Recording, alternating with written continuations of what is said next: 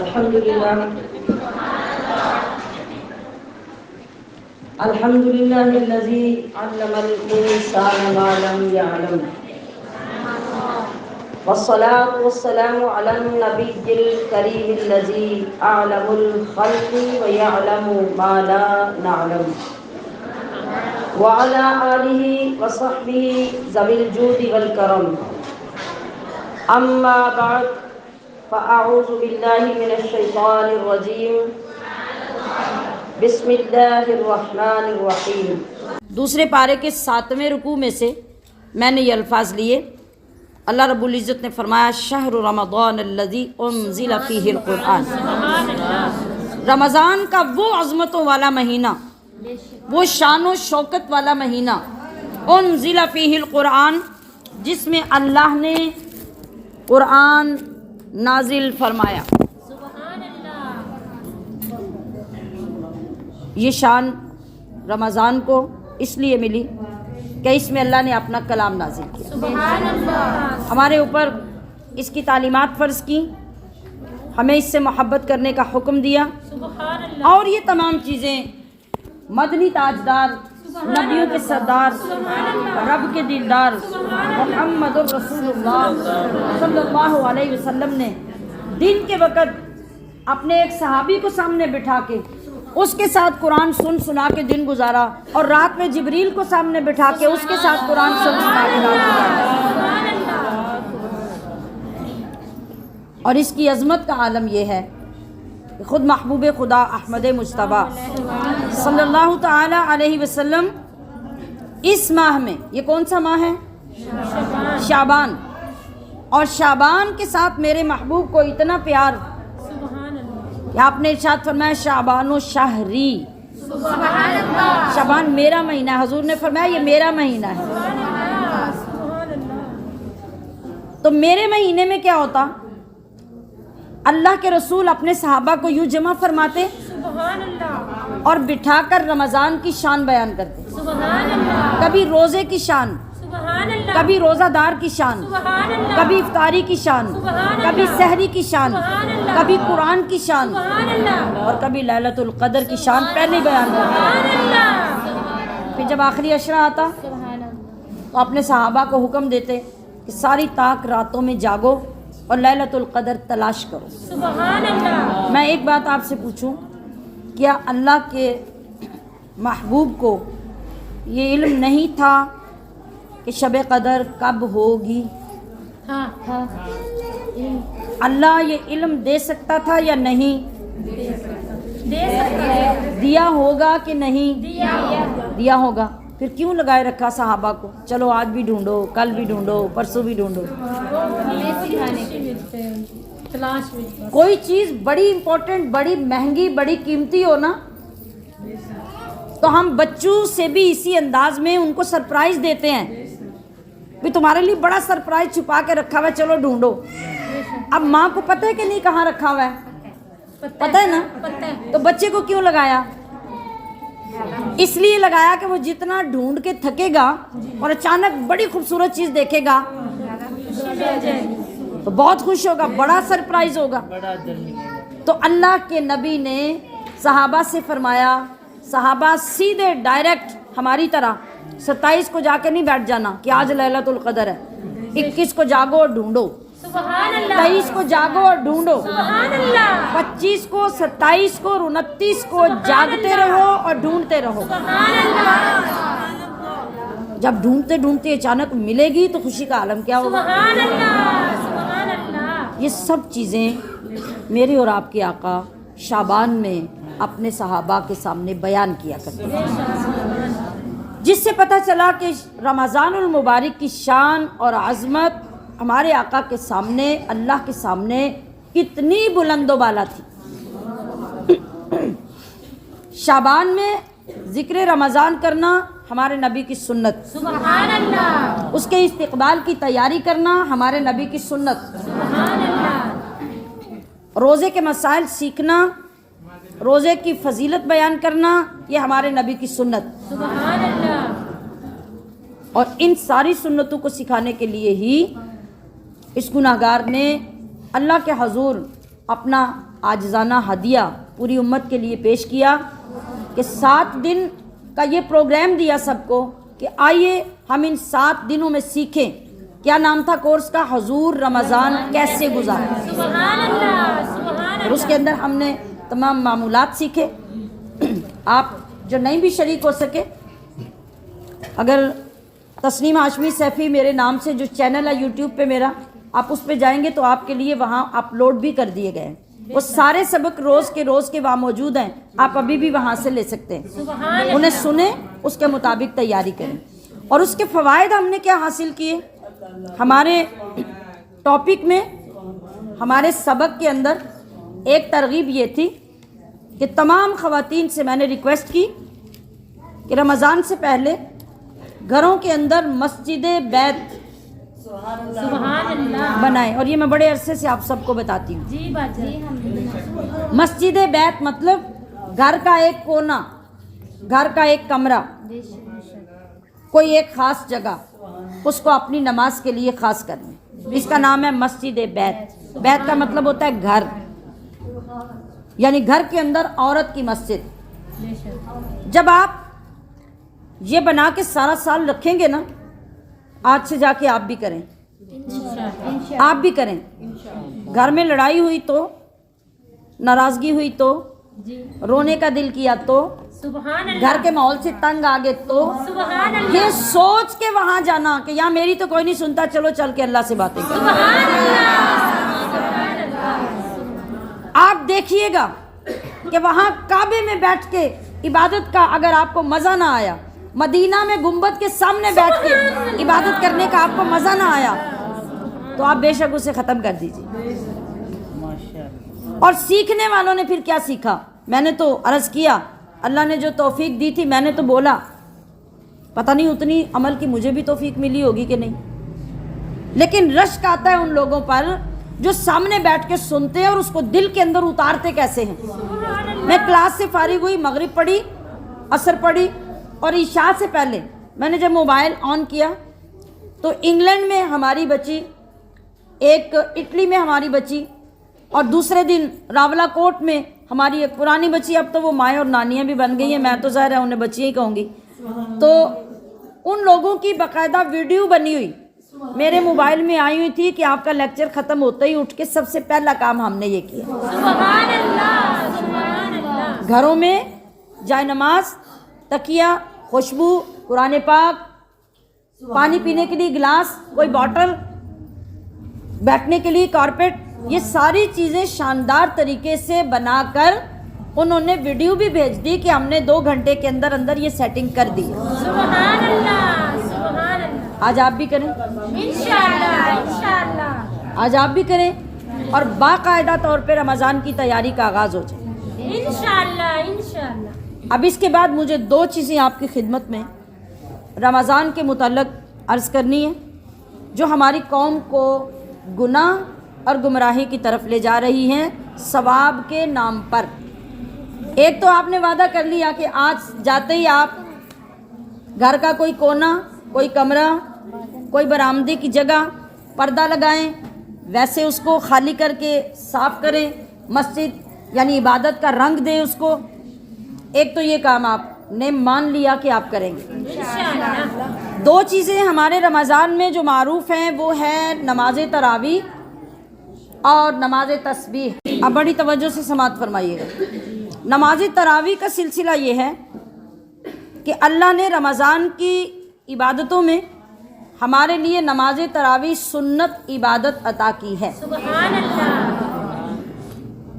क्या स्टेटस है जी सुन्नत। तरावी का स्टेटस क्या है? सुन्नत। क्या? सुन्नत।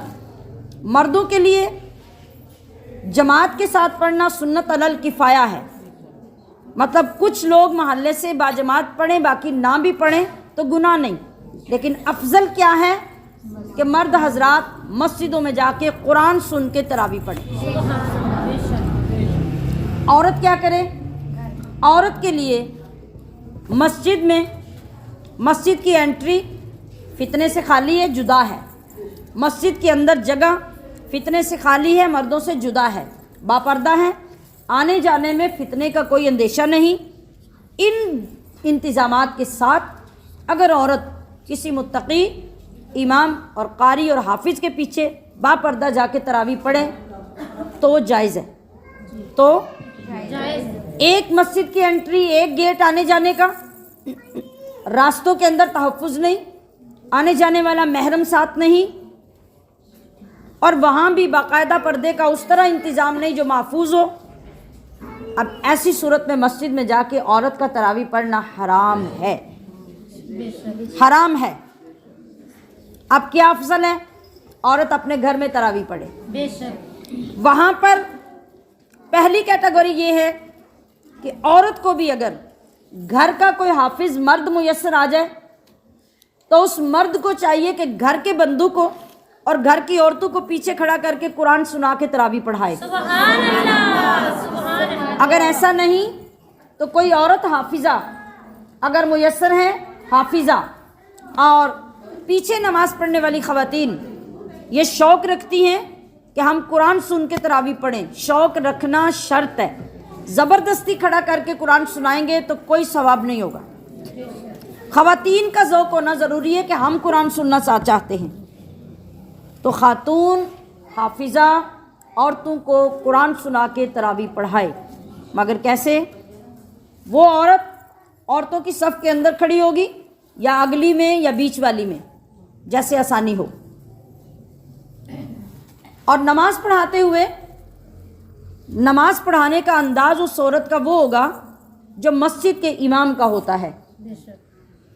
मतलब जो चीज़ें पीछे मुक्तदी ने इमाम के बाद पढ़नी है, पीछे खड़ी होने वाली औरतों को पता हो कि हमने भी सिर्फ वही पढ़नी है। और जहाँ इमाम के पीछे मुक्तदी चुप रहते हैं वहाँ उन औरतों को भी पता हो कि हमने अपनी इमामा के पीछे चुप रहना है। मैं बात समझा पा रही हूँ कि नहीं?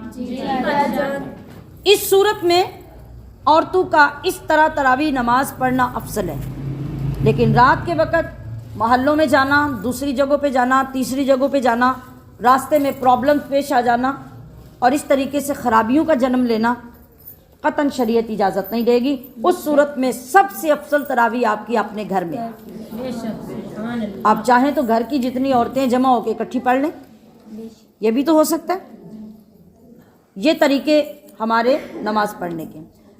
रही बात हमारी ख़वातीन के अंदर नमाज पढ़ाने के तरीके, खुदारा अपने ईमान, अपनी नमाज़ें बचाइए। वो पहली लफ्ज़ से लेके आखिर तक सब गलत है, गुनाह है, हराम है। पूरे महीने की तरावी और नमाज तस्बीह आप बर्बाद करते हैं अगर इन तरीक़ों पे नमाज होती है। हमारे यहाँ इल्ला माशा अल्लाह, अल्लाह ने जिनको इल्म दिया अल्लाह उनके इल्म में और इजाफ़ा फरमाए। लेकिन जिनके पास इल्म नहीं, देखा देखी अपने शुगल में किसी ने किसी को मुकर्रर कर लिया, कोई स्टूडेंट ले आया, किसी औरत ने अपनी एक इजारादारी बना रही दीन पे कि मेरे सिवा कोई पढ़ाएगा नहीं, और कोई आलिम दीन, कोई कारी कुरान उसकी अपनी नमाज और कुरान सुनेगा तो वह सरासर गलत होगी। तो पीछे वालों का क्या बनेगा? कोई फ़िक्र है आपको? मैं आज ये फ़िक्र पेश करने के लिए आई हूँ। आपकी सब नमाजें ज़ाया हो रही हैं। एक तो ये चीज़, क्या जो नमाज पढ़ाने वाली खातून है उसके कुरान का तलफ़्फ़ुज़ ठीक है? वो जो क़िरात कर रही है, जो सूरतें पढ़ रही हैं, उसको ठीक तजवीज़ से पढ़नी आती है? कुरान तजवीज़ से उतरा है। अगर हमारी बदनसीबी से हमें किसी ने तजवीज़ के साथ नहीं पढ़ाया तो दीन का क्या कसूर है? कुरान का क्या कसूर है? उसके लिए ज़रूरी है कि अगर वो इस तरह इमामत करवाना चाहती है तो पहले उसकी तजवीद के साथ क़िरात, नमाज के अल्फाज, पढ़ने वाली दुआएं, ये सारी दुरुस्त हों। फिर अगर वो इमामत करवा रही है तो उसे पता हो कि जब इमाम इमामत करवाता है उसने क्या पढ़ना होता है और पीछे वालों ने क्या पढ़ना होता है। मैं अगर अदब से सवाल करूं कि हमारी माओं बहनों में कितनी लोगों को ये पता है कि जब मर्द जमात के साथ नमाज़ पढ़ते हैं तो इमाम क्या पढ़ता है, पीछे वाले क्या पढ़ते हैं? कितने लोगों को पता है? नहीं पता होगा ना। कोई इक्का दुक्का किसी को अगर पता है तो होगा। ये मैं बात ठीक कर रही हूँ कि नहीं? सबको पता है? کہ جماعت کے ساتھ نماز میں امام کیا کرتا ہے، مقتدی کیا کرتا ہے؟ نہیں نا پتہ. اس لیے نہیں پتہ کہ ہمارے ہاں جماعت کے ساتھ عورتوں کا رواج ہی نہیں نماز پڑھنے کا. عورتوں کو گھروں میں پڑھنے کی عادت ہے، انہیں اسی کا پتہ. مگر جب عورت نے امامہ بننا ہے، اس نے نماز پڑھانی ہے، قرآن سنانا ہے، پہلے اس عورت کو بھی امام والے مسائل سیکھنے پڑیں گے. پیچھے کھڑے ہونے والوں کو اپنے مسائل سیکھنے ہوں گے. جس جگہ پہ سنیے، یہ نزاکت مسئلے کی سنیے اور ہمارا مذاق سنیے، جس جگہ پر مقتدی امام سے آگے بڑھ جائے، امام ابھی رکوع میں ہے، مقتدی سیدھا کھڑا ہو جائے، مقتدی کی نماز فاسد ہے. ہماری عورتوں کو پتہ ہے اس بات کا. ہمارا امام اگر سجدے میں ہے اور مقتدی پیچھے سے پہلے سجدے سے اٹھ گیا، اس کی نماز تو فاسد ہوگی.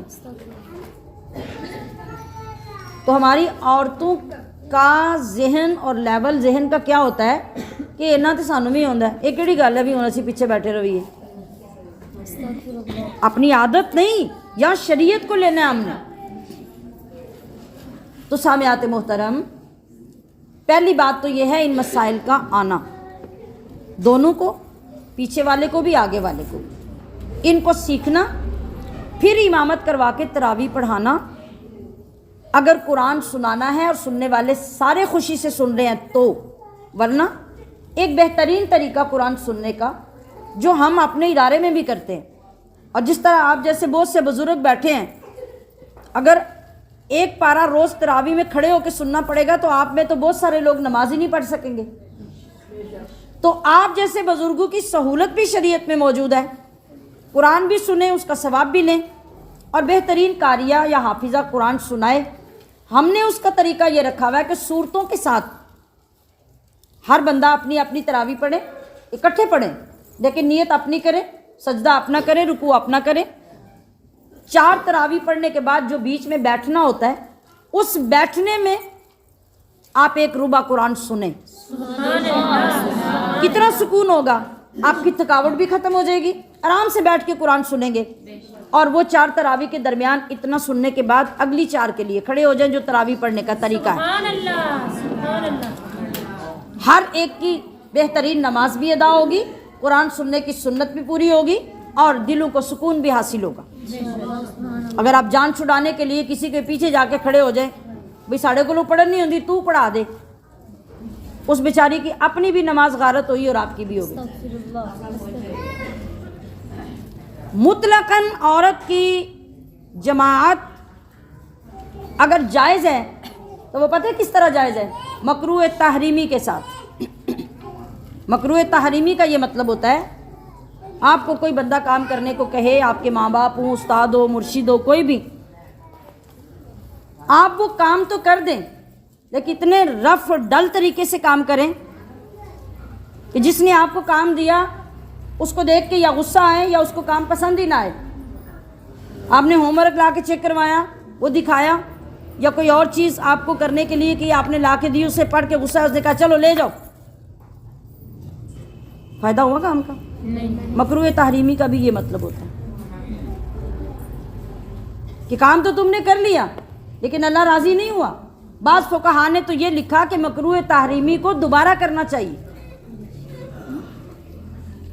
جن لوگوں نے امامت کو، جماعت کو مذاق بنا کے اپنی مرضی سے یہ کام شروع کر لیے، محلے محلے، گلی گلی میں، آج دل خون کے آنسو ہوتا ہے. ہر دوسرا گاؤں، ہر تیسرا محلہ، ہر چوتھی کالونی میں یہ لگ رہا ہے، یہ کاروبار بن گیا.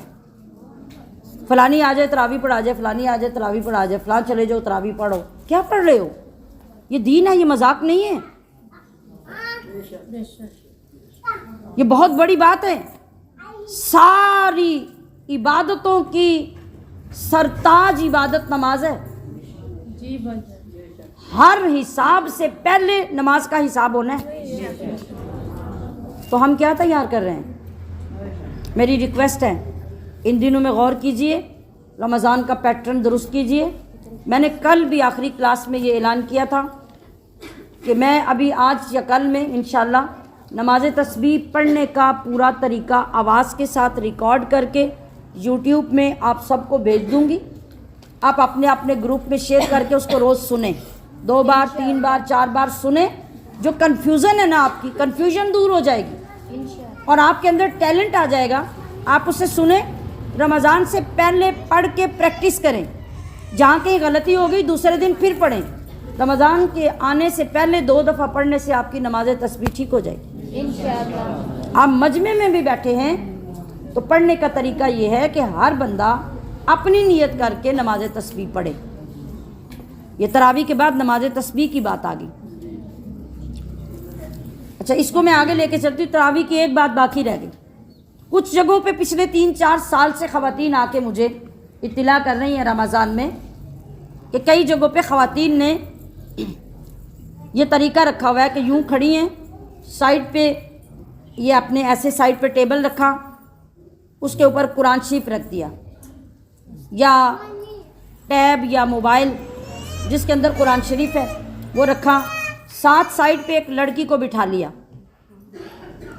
उधर से देखकर वो कुरान पढ़ रही है तरावी में, और जब वरक पूरा हो जाता है तो वो लड़की वरक पलट देती है और वो तरावी पढ़ाने वाली फिर आगे से देखती जाती है और पढ़ती जाती है। अगर इतना इजी तरीका था तो हाफिज़ कुरान की इतनी फजीलत बयान करने की क्या ज़रूरत है? सोचने की बात है कि नहीं? ये क्या खराफात हैं? ये औरतों की जाहलियतें हैं, ये दीन नहीं है, ये खराफात हैं। और अपने लिए नहीं, पीछे उस पूरी जमात के लिए जो पीछे खड़ी होकर आंखें बंद करके नमाज पढ़ रही है। हर एक को अपने ईमान की खुद फिक्र करनी है। मैंने अपनी, आपने अपनी। हाँ, आलिम दीन की ये जिम्मेदारी है कि वो अपने ईमान के साथ दूसरों को तलकीन करे और उनको सीधी राह दिखाए। सो मैं तो वो जिम्मेदारी पूरी कर रही हूँ। अब रही बात, अगर कोई बंदा आपसे ये कहे कि भाई फ़लाँ ने कहा कि ये जायज़ है, फ़लाँ ने कहा ये जायज़ है, ऐसा किया जा सकता है। पहला तो सवाल मैंने किया कि फिर हिफ्ज़ की ज़रूरत क्या है? कोई ज़रूरत रह जाती है? नहीं रह जाती। फिर वो सारे प्रोटोकॉल हाफिज़ के किधर गए? एक हाफिज़ अपने ख़ानदान के 10 बंदू को जन्नत में लिए बगैर जाएगा नहीं, वो किधर गया? और कुरान की हिफाजत का जो ज़िम्मा अल्लाह ने लिया और वो इस तरह के बच्चे बच्चे के सीने में कुरान महफूज होगा, वो किधर गया? वो सब तो गलत हो गया माज़अल्लाह। अब जो जायज़ वाली बात है, मैं और आप और पूरे पाकिस्तान के 70% लोग पाकिस्तान में इमाम आज़म अबू हनीफ़ा के पैरोकार हैं। आपको भी ये पता होना चाहिए। हमारे इमाम कौन है? इस्लाम में फ़िक़ह के पूरे इमाम कितने हैं? 4। याद रख लीजिए, पूरे इमाम कितने हैं? 4 में सबसे बड़े इमाम इमाम आज़म अबू हनीफ़ा रहमतुल्लाह अलैह हैं, जो हमारे इमाम हैं। इनके अलावा इमाम अहमद बिन हम्बल हैं, इमाम मालिक हैं, इमाम शाफ़ई हैं। ये 3 इमाम वो हैं और चौथे इमाम हमारे इमाम। पूरी दुनिया में उन तीनों इमामों के पैरोकार एक तरफ और इमाम आज़म के पैरोकार एक तरफ। हमारे जितने मुल्क बर्रे सगीर के ममालिक हैं, इन सब में 70 से भी ज़्यादा फ़ीसद लोग हनफी जो कहलाते हैं वो इमाम आज़म अबू हनीफ़ा के पैरोकार हैं। अब कायदा इस्लाम का क्या है कि 4 इमामों में से आप जिस इमाम के पीछे नमाज पढ़ते हैं या जिसको मानते हैं, सारी ज़िंदगी आपने उसके पीछे चलना है। जिसको माँ बनाया जाता है, सारी ज़िंदगी माँ एक ही होती है, और जो बाप होता है सारी ज़िंदगी बाप एक ही होता है। तो इमाम भी सारी ज़िंदगी एक ही होता है। अगर आप उसके पीछे चल रहे हैं, आपने उसको फॉलो करना है। जो बैरून ममालिक में, बाहर जो इस्लामी ममालिक हैं, वहाँ पर कई मुल्कों में कुछ लोग हम्बली हैं, कुछ मालिकी हैं, कुछ शाफ़ई हैं। ये जो आप देखते हैं ना, कुछ लोग रफ़ा यदैन करके नमाज़ पढ़ते हैं, कुछ तहियात और तरीके से बैठते हैं। ये हम जब सऊदी अरब में जाके देखते हैं हमें अजीब लगता है। क्यों लगता है? कि पाकिस्तान में ज़्यादातर लोग हनफी हैं, इसलिए। हालांकि जो जिस इमाम को मानता है वो उसकी पैरोकारी करेगा और उसके पीछे चलेगा तो वो गुनाह नहीं होगा। لیکن ایسا نہیں کہ چچا کی بات اچھی لگے تو اس کو لے لو، ابا کی لگے تو اس کو لے لو، تایا کی لگے تو اس کو لے لو، یہ نہیں. جو باپ کی ہے وہ باپ کی ہے. اور فقہ کے اندر یہ مذاق نہیں چل سکتا، یہ فقہ کا اصول ہے. تو ہمشیران محترم، آپ سب سے ادب سے گزارش یہ ہے، ہمارے امام اعظم ابو حنیفہ رحمۃ اللہ علیہ کے نزدیک نماز کے اندر دیکھ کر قرآن پڑھنے سے نماز فاسد ہو جاتی ہے. حتیٰ کہ میں یہاں کھڑی ہوئی نماز کے لیے، میرے سامنے سینری لگی ہے یا ٹائل کے اوپر مسجد میں قرآن لکھا ہے، سورت اخلاص، سورت فلق والناس، کوثر، سورت علم نشرہ، سورت لیلۃ القدر، وہ انا انزلناہ فی لیلۃ القدر، کوئی بھی آپ نے یوں ہاتھ باندھے نماز کے لیے، آپ کی نظر پڑ گئی، آپ نے وہاں سے پڑھ کے سورت تلاوت کرنی شروع کر دی نماز میں، تب بھی آپ کی نماز ٹوٹ جائے گی. سمجھ آ گئی؟ نماز کا ادب جو ہمیں دیا گیا، ہم جب نماز میں کھڑے ہوں، قیام یوں ہاتھ باندھے کھڑے ہوئے، تو ہماری نظر سجدے کی جگہ پہ ہونی چاہیے. اور اگر اللہ آپ سب کو اور مجھے بھی نصیب کرے کعبے میں جا کے نماز پڑھے تو سیدھی نظر کعبے پہ ہو. باقی ساری دنیا میں نماز پڑھیں گے تو نظر جائے نماز پہ ہو. ٹھیک ہے؟ تو ہماری فقہ میں یہ قطعاً درست نہیں ہے. کوئی بندہ کسی ایسے نماز پڑھانے والے کے پیچھے نماز پڑھے گا تو اس کی بھی اور آپ کی بھی نماز باطل ہے، فاسد ہے. ہاں اگر کوئی مالکی ہے، شافعی ہے، حنبلی ہے تو یہ اس کا مسلک ہے، وہ پڑھتا رہے، آپ اس سے لڑائی مت کریں. اگر پتہ ہے اور اگر وہ بھی حنفی ہے پھر اس کو ضرور مسئلہ بتائیں. بالکل یہی مسائل نماز تسبیح کے ہیں. نماز تسبیح میں ہماری خواتین کا جو طریقہ ہے وہ بھی علم کے بغیر خود وضع کردہ ہے. قرآن و حدیث میں یہ نہ طریقہ ہے، نہ رسول اللہ اور نہ انہوں نے صحابہ اکرام نے اس انداز سے نماز تسبیح پڑھی. حدیث پاک میں جو نماز کی فضیلت نبی علیہ السلام نے بیان کی وہ اپنے چچا جان سے بیان کی. حضور کے چچا حضرت عباس، آپ نے ان سے نماز تسبیح کی فضیلت بیان کی اور فرمایا کہ چچا جان میں آپ کو ایک شاندار تحفہ نہ دوں جس کے کرنے سے آپ کے چھوٹے اور بڑے، چھپے اور ظاہر، پچھلے اور اگلے، اپنے اور دوسروں کے متعلق سارے گناہ رب بخش دے. چچا جان نے کہا کہ ضرور. تو آپ نے پھر نماز تسبیح پڑھنے کا طریقہ بتایا. That's all. اس کے علاوہ حضور نے کس دن، کس جگہ، کس مسجد میں صحابہ کے ساتھ، جماعت کے ساتھ نماز تسبیح پڑھی، پوری شریعت کے اندر نہیں لکھا ہوا. اور اب نماز تسبیح پڑھنے کا حکم دیا نبی کریم نے، پڑھو اور پڑھو گے تو ثواب ملے گا.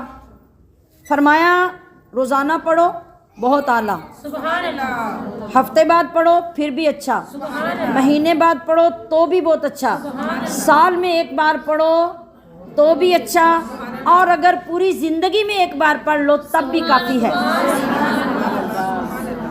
تب بھی اب ذرا آگے چلتے ہیں. فجر کتنی بار پڑھیں تو اچھا ہے؟ ظہر، عصر، مغرب، عشاء. افضل کیا ہے؟ افضل کیا ہے؟ 5 وقت کی فرض نمازیں. کبھی ٹینشن لی آپ نے کہ روزانہ کی کوئی نماز قضا نہ ہو؟ آپ ساری زندگی میں ایک بار بھی پڑھیں تو نماز تسبیح کافی ہے. نہ بھی پڑھیں تو اللہ نے پکڑنا کوئی نہیں، قیامت میں پوچھنا کوئی نہیں کہ کیوں نہیں نماز تسبیح پڑھی. مگر ایک فرض نماز میں سے بھی قضا ہوئی تو مالکوں نے الٹا لٹکا لینا ہے. اس کی فکر کیوں نہیں؟ یہ ہے شیطان کی چال. شیطان ہمیں ثوابوں کے پیچھے لے کے چلتا ہے اور ہمارے دل میں یہ ڈالتا ہے کہ جب اتنا ثواب تمہیں اس کا مل رہا ہے تو کیا روز کی مصیبت گلے ڈالی ہوئی ہے، 5 وقت نمازیں پڑھنے لگ جاتی ہے، چلو جا کے نماز تسبیح پڑھو، اور وہ بھی اس انداز میں پڑھو کہ اس میں سے بھی تمہیں کچھ نہ ملے۔ تو نماز تسبیح پڑھیں، ضرور پڑھیں، 1000 بار پڑھیں، مگر خود پڑھیں، مگر خود پڑھیں، اس کو سیکھیں، اس کے بغیر آپ کو اس کا ثواب نہیں۔ نماز تسبیح یا کوئی اور نفل نماز، اس کے لیے اعلان کر کے لوگوں کو بلانا سب سے پہلے تو یہ گناہ کا کام ہے۔ مسجدوں میں اعلان ہو رہے ہوتے ہیں، او فلانی بی بی دے گھر نماز تسبیح ہو رہی ہے تے زنانیاں جلدی ٹر جاؤ، یہی بات ہے نا جی۔ سب سے پہلا تو یہ اعلان گناہ ہے۔ نفل نماز کے لیے اعلان کرنا، شریعت میں اسے کہا گیا ہے تداعی کرنا، تداعی کر کے لوگوں کو جمع کرنا، سب سے پہلے یہ گناہ ہے۔ پھر 3 سے زیادہ لوگ اگر خود بخود اکٹھے ہوئے، میں آ گئی، آپ آ گئے، آپ آ گئے، ہم نے کہا چلو باتیں بہت ہو گئی ہیں، اب اٹھ کے ذرا نفل ہی پڑھ لیتے ہیں، نماز تسبیح پڑھ لیتے ہیں، اور کوئی بیچ میں عالم تھا اور اس نے امام کی شرائط کے مطابق کھڑے ہو کے نماز تسبیح پڑھائی، تو جائز کتنے ہیں؟ زیادہ سے زیادہ 3 بندے پیچھے ہوں، 1 بندہ پڑھانے والا، بس 5 بندے ہو گئے، 6 ہو گئے، 7 ہو گئے، اور نماز کی امامت ہو رہی ہے نفل کی، مکروہ تحریمی، اللہ کو پسند نہیں ہے۔ آپ کون سی عبادتیں سیکھ رہے ہیں؟ کون سے دین پہ عمل کر رہے ہیں؟ سیکھیے، خدا را دین سیکھیے، اور اپنے اوپر ظلم نہ کیجیے۔ قیامت میں پتہ کیا ہونا ہے؟ ہم نے گن گن کے رکھی ہوں گی، ایس مہینے وچ تے میں 15 باری نماز تسبیح پڑھی ہاں جی۔ تو آپ تسبیح نماز پڑھ کے ثواب پتہ کس میں ڈال رہے ہیں؟ اس تھیلے میں جو نیچے سے پھٹا ہوا ہے، جو تھیلا نیچے سے پھٹا ہوا ہے، آپ نے پیاز لیے، لہسن لیا، آلو لیے، تھیلے میں ڈالتے رہے، تھیلا تو نیچے سے پھٹا ہوا تھا، جب گھر آئے تو کیا نکلا؟ سارا تو ضائع کر رہے ہیں۔ ہماری یہ تسبیح نمازیں، ہماری یہ نماز تراویح، ہماری یہ نفل عبادتیں یہ پھٹے ہوئے تھیلے میں جا رہی ہیں۔ قیامت کے دن جب ہم نے تھیلا کھول کے دیکھنا ہے، اس کے اندر کوئی ثواب نہیں ہونا، تو کیا ہوگا؟ وہاں سے واپسی نہیں ہے، وہاں رونے دھونے کے سوا اور دوزخ میں جانے کے سوا کوئی چارہ نہیں ہوگا۔ آپ ابھی محفل کے لیے آئے ہیں نا، درس سننے آئے ہیں، دین سیکھنے آئے ہیں، اس کے لیے اعلان کرنا جائز ہے۔ آپ نے واز سنا، مسائل سیکھے، قرآن سیکھا، اب اس کے بعد بیٹھے ہوئے، جمع ہوئے ہم نے کہا کہ چلیں نماز تسبیح بھی پڑھ لیتے ہیں، یہ بلا کراہت جائز ہے، یہ جائز ہے اور یہ احسن عمل ہے، مگر کس طرح؟ آپ اٹھیں اپنی نیت کریں، آپ اٹھیں اپنی کریں، آپ اٹھیں اپنی کریں، آپ اپنی کریں، اور سب لوگ اپنی نماز نیت کر کے کھڑے ہو جائیں۔ سبحان اللہ۔ یہ طریقہ ہے نماز تسبیح پڑھنے کا۔ اور اگر امامت کروانی ہے، پہلی بات کہ وہ مکروہ تحریمی ہوگی، دوسری بات کہ پڑھانے والی عورت کو امامت کے مسائل آنے چاہیے، اور پیچھے والی خواتین جہاں امام بول رہی ہے وہ چپ کر کے کھڑی ہوں، اور جہاں وہ خاموش ہے اور اس کو پتہ ہے کہ یہاں اس نے بولنا ہے وہاں وہ بولے گی۔ اگر اس کے برعکس کیا تو دونوں کی نماز ضائع، نہ اس کی ہوگی نہ پیچھے والوں کی ہوگی۔ تو توبہ کیجئے، نماز پڑھنے کا طریقہ سیکھیے، نہیں آتا تو وری پریشان مت ہوئیے، آپ اس نماز تسبیح کی جگہ پہ 4 نفل پڑھ لیں، 3 بار کل شریف پڑھ لیں، 11 بار کل شریف پڑھ لیں، 50 بار کل شریف پڑھ لیں، سبحان اللہ۔ اور آخر پہ استغفار کی تسبیح پڑھ کے اللہ کو پیش کر دیں، اللہ راضی ہو جائے گا۔ سبحان اللہ۔ سبحان اللہ۔ نہیں اکیلے پڑھنی آتی تو مت پڑھیں، بہت شوق ہے تو سیکھیں، بہت شوق ہے تو سیکھیں اور پھر پڑھیں۔ میں نے وعدہ کیا کہ آج یا کل میں انشاءاللہ پورا طریقہ نماز تسبیح پڑھنے کا، اس کی ترتیب ریکارڈ کر کے میں پیش کر دوں گی، آپ اس کو سیکھیں اور رمضان سے پہلے اس پہ عمل کریں۔ میں کسی کو ٹارگٹ کر کے کچھ نہیں کہنا چاہتی، وہ میں ہوں، ٹھیک ہے، وہ میں ہوں نا، اور اگر میں شریعت کے خلاف کر رہی ہوں، آپ کا کام ہے اٹھ کے کھڑے ہو جانا۔ میں کون ہوں؟ میں تو ایک نوکر ہوں، اور میرا کام ہے دین صحیح لوگوں تک پہنچانا۔ میرا کام یہ نہیں ہے کہ جو میرا دل کرے میں وہ کروں اور لوگوں کو کہوں میرے پیچھے آ جاؤ. اور آپ کے اندر بھی اتنا شعور ہونا چاہیے کہ آپ سیکھیں تو آپ کو اتنی سمجھ آ جائے کہ اگر میں ایک وہ بات کر کے آپ کو اپنے پیچھے لگا رہی ہوں تو میں غلط کر رہی ہوں. میں نے جس وقت یہ مسئلہ بیان کیا تھا آج سے 15 سال پہلے، 15 سال پہلے میں نے خود نماز تسبیح پڑھائی ہے. ٹھیک ہے، یہ آپ کی بات کا جواب ہے. میری نانی جان، میری والدہ، ہمارے خاندان میں، اور سب سے بڑی بات میرے استاد مفتی احمد یار خان نعیمی کے بیٹے، ان کی بیویاں جو مفتیوں کی بیویاں ہیں، مراڑیہ شریف ساری دنیا جانتی ہے. ان کے مفتی اشرف صاحب رحمۃ اللہ علیہ جو فوت ہو گئے ہیں، ان سارے مفتیوں کے ساتھ میری بات ہوئی. ان کے گھروں کی خواتین ہماری استادیں، وہ خود نماز تسبیح پڑھاتی رہی. اپنے وقت میں ہماری نانی جان وقت کی ایک بڑی عالمہ اور ایک پورے زمانے کی استاد تھی. اور میں نے اپنے بچپن میں دیکھا کہ آپ کی تعداد سے اس زمانے میں 4 گنا لوگ ان کے پیچھے آ کے نماز تسبیح پڑھتے. اب سچ کیا ہے؟ سچ یہ ہے کہ جتنا علم اس وقت ان کے پاس تھا، انہوں نے اس علم کے مطابق لوگوں کو علم دیا. مفتی صاحب کے ساتھ جب میری بات ہوئی، میرے اپنے استاد مفتی صاحب اشرف القادری مفتی صاحب، اور اس کے علاوہ، اور جب میرے سامنے یہ مسئلہ میرے مرشد کی طرف سے آیا اور انہوں نے اس پہ نوٹ لکھا کہ اس طریقے سے جو پنجاب، اور یہ سارا طریقہ پاکستان میں ہے، پاکستان سے باہر یہ طریقے نہیں ہیں، یہ بھی میں آپ کو بتا دوں. انہوں نے فرمایا کہ پاکستان کے اندر، یہ وہ ہمارے مرشد افغانستان سے آئے تھے، انہوں نے فرمایا کہ یہ طریقہ جو نماز تسبیح کا یہاں ہے، اعلان کرنے، جماعتیں کروانی، عورتوں کا پڑھانا، یہ سب تو جائز نہیں ہے. تو ہم نے وضاحت کی کہ ہمارے استاد اتنے بڑے مفتی، ان کی خواتین یہ سب گھروں میں پڑھا رہی ہیں. اور افسوس کی بات یہ ہے، جب میری مفتی اقتدار احمد نعیمی رحمۃ اللہ علیہ سے بات ہوئی، اللہ پاک ان کی قبر پہ کروڑوں رحمتیں نازل فرمائے. ان کی ساری زندگی انگلینڈ میں گزری تھی، اور جب وہ پاکستان آئے وفات سے پہلے، تو میں نے ان سے گرامر پڑھی، اور میں جب ان کی خدمت میں حاضر ہوئی تو ایسے بات شروع ہوئی، تو میں نے اپنے مرشد کی بات ان کو سنائی اور کہا، عرض کیا کہ اس کے بارے میں آپ کا کیا موقف ہے. انہوں نے فرمایا کہ آپ کے مرشد نے ٹھیک فرمایا ہے. غور سے سنیے، سارے مرید جس پیر کے سن لیجئے. انہوں نے کہا کہ آپ کے مرشد نے ٹھیک فرمایا ہے. تو میں نے کہا میں نے تو آپ کے گھر میں پڑھا ہے، اور آپ کے گھر میں پڑھنے سے پہلے بھی ہمارا اپنا خاندان دین کی خدمت ساری زندگی سے کر رہا ہے اور اسی طریقے سے کر رہا ہے.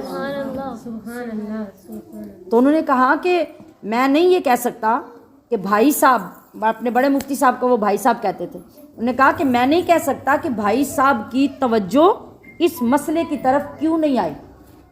سبحان اللہ. ٹھیک ہے، یہ ہوتا ہے حق.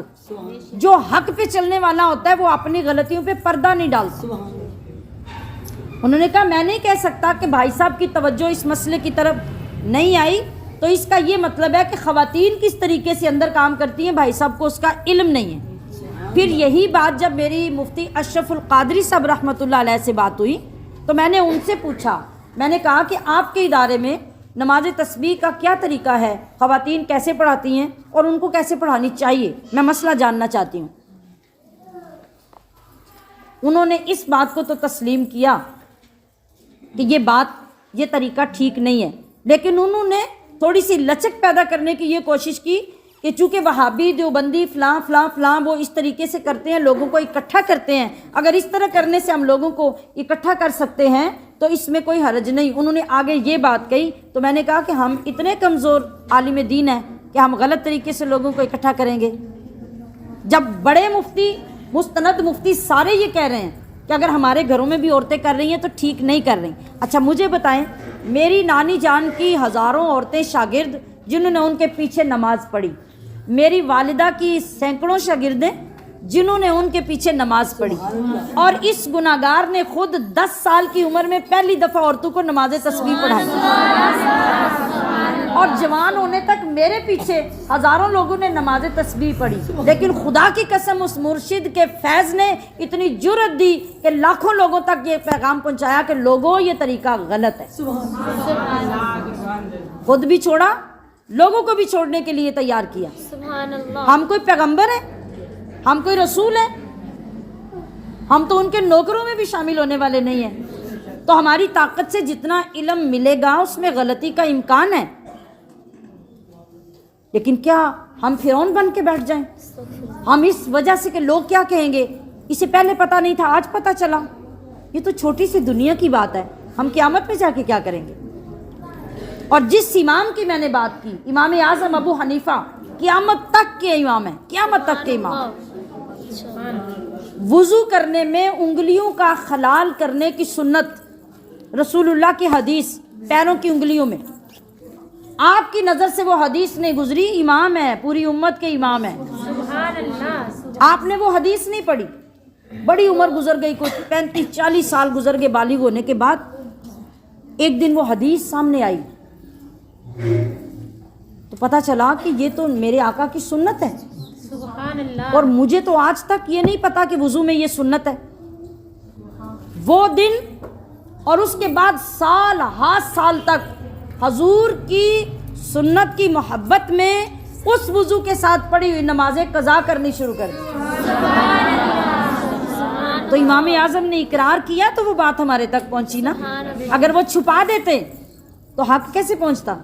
تو ہم تو ان کی نوکری میں بیٹھے ہوئے ہیں، نہ ہم یہ دعویٰ کر سکتے ہیں کہ ہم نے سارا دین پڑھ لیا، ہم نے ایک قطرہ بھی ابھی حاصل نہیں کیا، اور نہ ہم یہ دعویٰ کر سکتے ہیں کہ اب ہم نے اگر چینج کیا تو لوگوں کے سامنے شرمندگی ہوگی۔ کیا یہ شرمندگی بڑی ہے یا رب کی بارگاہ کی شرمندگی بڑی ہے؟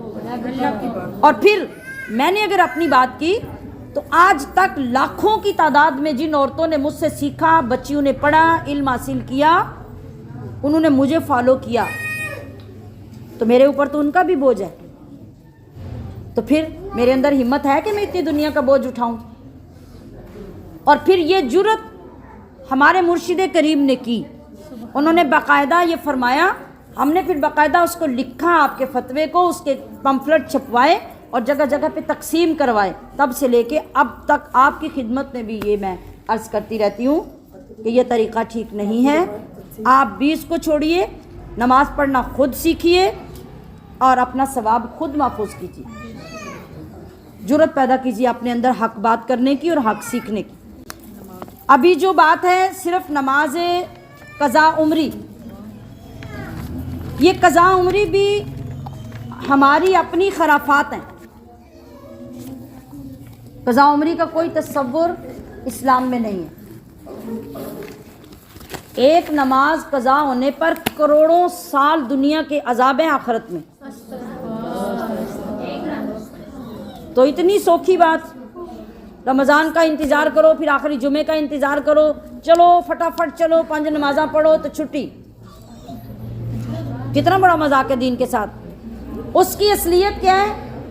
اس کی اصلیت صرف اتنی ہے، مفتی احمد یار خان نعیمی رحمۃ اللہ علیہ نے لکھا، آپ نے فرمایا کہ ہر نماز کے بدلے نماز قضا کرنا لازم ہے۔ اگر بندہ دنیا میں پوری نہیں کر سکتا تو مرنے سے پہلے وصیت کر کے مرے کہ میرے مرنے کے پیچھے میری ہر نماز کا فدیہ ادا کیا جائے،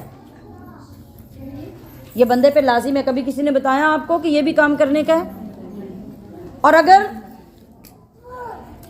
بندہ لگ گیا، نمازیں قضا کرنی شروع کر دی، آج جیسے آپ کے دل میں یہ بات بیٹھی، آج سے جا کے قضا کرنا شروع کر دیں، ہر نماز کے ساتھ 1 پڑھیں، روز کی 5 پڑھیں، روز کی 20 پڑھیں، روز کی 50 پڑھیں، جو آپ کی مرضی ہے نمازیں قضا کریں، آپ پہ ضروری ہے۔ اب ہم جتنی بھی نمازیں قضا کریں، جس دن کی جو نماز تھی وہ وقت واپس آ سکتا ہے؟ نہیں آ سکتا نا؟ ہاں، اس کی کمی نماز قضا کرنے کے باوجود بھی باقی رہے گی۔ آپ کو آپ کے بھائی نے شادی پہ بلایا، بارات پہ آپ نہیں گئے، ولیمے پہ آپ نہیں گئے، ہاں جی، ہفتے بعد، مہینے بعد مٹھائی کا ڈبہ پکڑا اور آپ بھائی کے گھر چلے گئے، جا کے معذرت کی بھی بھائی میں شادی پہ نہیں آ سکی، تو یہ تیری بیٹی بیٹے کی سلامی، یہ مٹھائی، یہ کپڑے، یہ سب کچھ بھائی نے لے لیے. بتائیے کہ وہ تکلیف جو پہنچی تھی شادی والے دن آپ کے نہ جانے کی وہ پوری ہو گئی؟ نہیں. آپ دینا دلانا کر آئے, مٹھائی دے آئے, مبارک دے آئے, لیکن وہ پوری ہو گئی؟ اسی طرح جب ہم نمازیں بعد میں قضا کرتے ہیں نا, قضا تو ہو جاتی ہیں لیکن اس دن کی برکت, اس دن کی عظمت اور اس دن کی اللہ کو جو خوشی ہوتی تھی وہ نہیں ہوتی. اس کے لیے حضرت مفتی احمد یار خان نعیمی رحمۃ اللہ علیہ نے فرمایا کہ بعض علماء نے لکھا ہے